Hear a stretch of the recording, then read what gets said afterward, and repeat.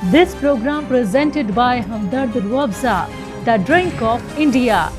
खबरों की शुरुआत करते हैं। मुल्क की सत्ता पर काबिज बीजेपी पार्टी आज अपना 44वां यौम तासीस मना रही है। इस मौके पर बीजेपी कारकुनान और लीडरान के जरिए मुल्क के मुख्तलिफ हिस्सों में कई बड़े प्रोग्रामों का इनेकाद किया गया। इसी ज़िम्न में बीजेपी के कौमी सदर JP नड्डा ने बीजेपी हेडक्वार्टर पर झंडा फहराकर पार्टी का यौम तासीस मनाया। वहीं मुल्क के वजीर आजम नरेंद्र मोदी ने इस मौके पर मुल्क में बीजेपी कारकुनान और लीडरान को खिताब किया। भाइयों और बहनों, भाजपा वो पार्टी है जिसके लिए राष्ट्र सदैव सर्वोपरि रहा है। एक भारत श्रेष्ठ भारत जिसकी आस्था का मूल मंत्र रहा है। जब जनसंघ का जन्म हुआ था तो हमारे पास न ज्यादा सियासी अनुभव था, न साधन थे, न संसाधन थे, लेकिन हमारे पास मातृभूमि के प्रति भक्ति, हमारे पास लोकतंत्र की शक्ति थी। जो देश लोकतंत्र की जननी हो, मदर ऑफ डेमोक्रेसी हो, उसकी जनता के नीर क्षीर विवेक पर प्रारंभ से हमारी आस्था रही है और दिनों दिन वो आस्था और मजबूत होती जा रही है। इसलिए जनभावना, जन आकांक्षाओं को ही हमने भाजपा की चेतना शक्ति बनाया है। हमने राष्ट्र प्रथम, नेशन फर्स्ट के मंत्र को अपना आदर्श बनाया है। भाजपा ने लोकतंत्र की कोख से जन्म लिया। भाजपा लोकतंत्र के अमृत से पोषित है और भाजपा देश के लोकतंत्र को, देश के संविधान को मजबूत करते हुए समर्पण भाव से दिन रात देश के लिए काम कर रही है। साथियों, हमारा समर्पण है मां भारती को, हमारा समर्पण है देश के कोटि कोटि जनों को, हमारा समर्पण है देश के संविधान को। वहीं राजस्थान बीजेपी की रियासती सदर CP जोशी ने भी इस मौके पर राजस्थान में किए जा रहे प्रोग्रामों के बारे में बताया। देखिए, आज भारतीय जनता पार्टी के स्थापना दिवस के ऊपर देश भर में, पूरे प्रदेश में सभी मंडल स्तर पर पार्टी का स्थापना दिवस मनाया जा रहा है और पार्टी जनसंघ से लेकर भारतीय जनता पार्टी का गठन और भारतीय 1980 से लेकर अब तक का एक लंबा सफ़र तय किया है। उसमें अनेक लोगों ने अपना पूरा जीवन दिया है। तो ऐसे लोगों के बीच में भारतीय जनता पार्टी के कार्यकर्ताओं का सम्मान और अपने घर पर भारतीय जनता पार्टी का ध्वज लगाना, शक्ति केंद्र और बूथ के अध्यक्षों को पार्टी का एक पहचान पत्र देना, इस प्रकार के कार्यक्रम आज पूरे प्रदेश भर में हो रहे हैं। आगामी कार्यक्रमों में हम लोग देखें तो पार्टी के स्थापना दिवस से लेकर बाबा साहब की जयंती तक सेवा पखवाड़े के रूप में, जिसमें ज्योतिबा फुले जी की जयंती भी होगी, पूज्य बाबा साहब की जयंती भी होगी और उसमें बस्तियों में सेवा कार्य से लेकर हमारे OBC प्रतिनिधियों के सम्मेलन से लेकर शक्ति केंद्र और बूथ अध्यक्ष तक का पहचान पत्र वितरण करना जैसे अनेक कार्यक्रम पार्टी ने हाथ में लिए हैं। इसके अलावा मन की बात का 100वां संस्करण इसी माह के अंत में है, तो उसको भी बहुत प्रभावी रूप से, क्योंकि सिर्फ पार्टी नहीं, देश के लोग, आम जन भी उससे जुड़े हैं। अडानी मुद्दे को लेकर अपोजिशन ने सरकार पर हल्ला बोल दिया है। एक तरफ अपोजिशन सांसदों ने संसद के दोनों सदनों में अडानी मुद्दे की JPC जांच की मांग को लेकर नारेबाजी और हंगामा किया, वहीं दूसरी तरफ अपोजिशन ने सड़क पर आकर भी सरकार को घेरा। बजट इजलास के दूसरे मरहले के आखिरी दिन लोकसभा की कार्यवाही गैर मुअय्यना मुद्दत तक मुलतवी होने के बाद भी अपोजिशन सांसद सड़क पर उतर आए। अपोजिशन दलों के सांसदों ने संसद भवन से विजय चौक तक तिरंगा मार्च निकाला। सांसदों के इस मार्च की सदारत कांग्रेस सदर और राज्यसभा में लीडर ऑफ अपोजिशन मल्लिकार्जुन खड़गे ने की। अपोजिशन का ये कहना है कि अडानी मुद्दे को लेकर सवाल से मोदी सरकार डरी हुई है और मोदी सरकार अडानी मुद्दे की जांच के लिए जेपीसी बनाना नहीं चाहती। मेरे साथ बातचीत करने के लिए इमरान प्रतापगढ़ी है। सर, संसद का पूरा सत्र निकल गया, विपक्ष लगातार मांग करता रहा कि जेपीसी पर गठन किया जाए। जेपीसी को लेकर आप लोगों ने कई बार विरोध प्रदर्शन दर्ज कराया, लेकिन सरकार ने आपकी सुनी नहीं, ऐसा आरोप है आपका। क्या देखिए, सड़क पर विपक्ष को कुचलने वाली, लोकतंत्र को कुचलने वाली सरकार ने इस बार पूरे सत्र के दौरान लोकतंत्र को सदन में कुचला। सत्र को एक दिन भी नहीं चलने दिया गया। ये सीधे सीधे सरकार की तानाशाही है और पूरा विपक्ष इसके खिलाफ एकजुट होकर के आज तिरंगे के साए में निकला। आज तिरंगा यात्रा जो निकाली है उसका मकसद क्या था? बेसिकली अगर आप दो शब्दों में आपसे समझना चाहें तो उसका मुख्य मकसद क्या है? देखिए, हम लोकतंत्र के मंदिर के बगल में खड़े होकर के, महामहिम राष्ट्रपति के आवास के सामने खड़े होकर के, विजय चौक पर खड़े होकर के, तिरंगे के साए में खड़े होकर के बस इतना कहना चाहते हैं कि लोकतंत्र की हत्या बंद करो। अगला कदम क्या होगा? हम लड़ते रहेंगे। अभी तक संसद में लड़ रहे थे, सड़क पर लड़ेंगे। कहने के लिए बहुत शुक्रिया। जो साफ तौर पर आप इमरान प्रतापगढ़ी को सुन रहे हैं, जिनका साफ तौर पर ये कहना है कि पूरा महीना निकल गया, पूरा समय निकल गया, संसद में लगातार ये मांग करते रहे जेपीसी का गठन हो, सरकार जांच कराए, लेकिन अडानी मुद्दे पर सरकार के विपक्ष की एक नहीं सुनी। कैमरा पर्सन कुमार के साथ रोहित शुक्ला, तहजीब टीवी। 45 घंटे 55 मिनट तक संसद का बजट सत्र चलता है। 6 से ज्यादा विधेयक पास होते हैं। सवाल ये उठता है कि आखिरकार विपक्ष को क्या मिला। मेरे साथ नासिर हुसैन साहब हैं। सर, एक बात बताइए, 267 के तहत आपने कई सारे नोटिस दिए, कई बार आपने जेपीसी की मांग की, आखिरकार आपको क्या मिला? देखिए, विपक्ष के नेताओं, विपक्ष के सांसदों का काम होता है कि जन के मुद्दे होते हैं, अवाम के मुद्दे पार्लियामेंट में उठाएं और खड़ा करें। वो हम लोगों ने काम किया, हम लोगों ने चर्चा की मांग की, हम लोगों ने बहस की मांग की। हम लोग बोले कि इन मुद्दों पे चर्चा होना चाहिए। गरीबी पे नहीं हुआ, बेरोजगारी पे नहीं हुआ, चीन के मामले पे नहीं हुआ, ये अडानी वाले घोटाले पे नहीं हुआ, किसी पे इस पर चर्चा हुई नहीं। अब हमको क्या मिला हो, हम मुद्दे उठाए। सरकार का काम होता है कि जो बिल्स लाती है उसके ऊपर भी चर्चा करें, उसके अलावा वो अपोजिशन जो मुद्दे उठाती है उसके ऊपर भी चर्चा करें। सरकार नहीं चाहती थी किसी के ऊपर चर्चा हो। सरकार ये भी नहीं चाहती थी कि बजट के ऊपर चर्चा हो। बहुत कम टाइम हिंदुस्तान की पार्लियामेंट्री डेमोक्रेसी में ऐसे देखने को मिला है कि बिना चर्चा जो है बजट पास हुआ। ये इसलिए नहीं चाहती थी कि बजट में कुछ था ही नहीं। जितने सोशल सेक्टर स्कीम्स हम लोग दिए थे, सिक्योरिटी नेट हम लोग ने दिया था लोगों को, उस पर जो कटौतियाँ हुए वो नहीं चाहते थे उसके ऊपर सवाल निशान हो।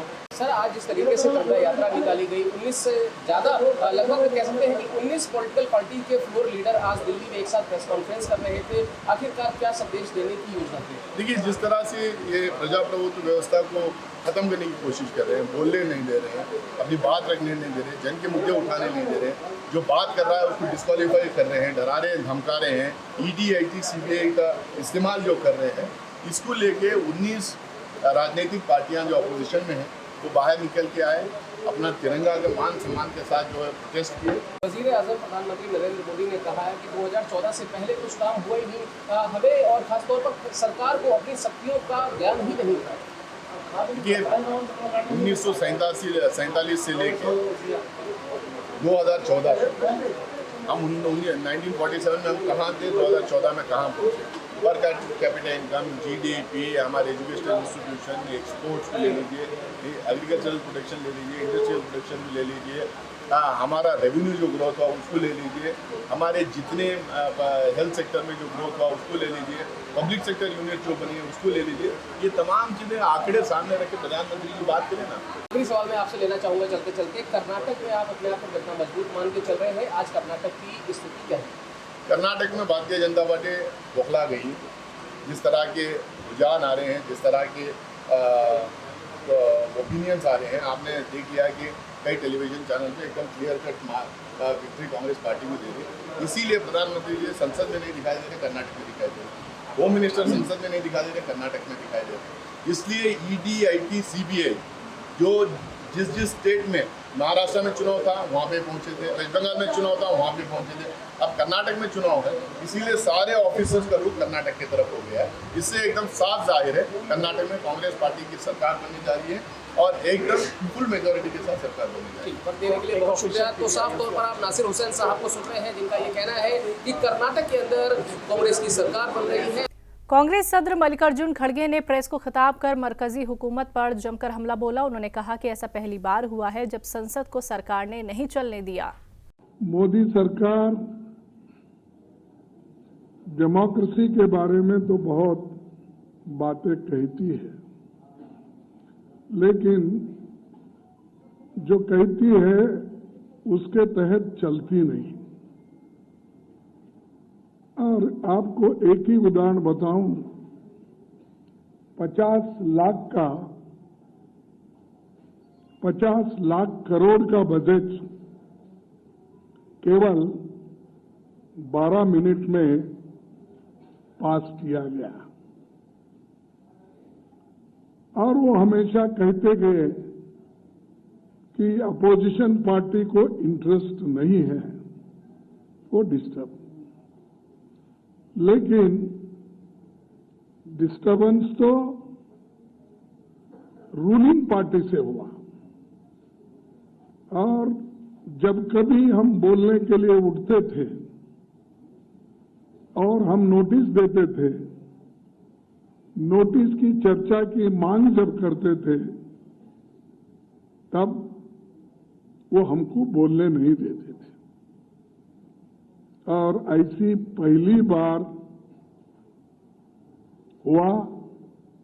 मैं भी अपने जीवन के 52 साल समाप्त करके 53 साल में कदम रखा हूं, चाहे असेंबली में हो चाहे पार्लियामेंट में, ऐसा कभी नहीं देखा। दिल्ली के डिप्टी सीएम रहे आप नेता मनीष सिसोदिया की जमानत अर्जी पर दिल्ली हाई कोर्ट ने सीबीआई को नोटिस जारी कर जवाब मांगा है। आबकारी नीति मामले में सीबीआई की ओर से दर्ज केस में जमानत के लिए मनीष सिसोदिया की अर्जी पर दिल्ली हाई कोर्ट ने सीबीआई को नोटिस जारी किया है। कोर्ट ने मामले में सिसोदिया की जमानत अर्जी पर सीबीआई से जवाब मांगा है।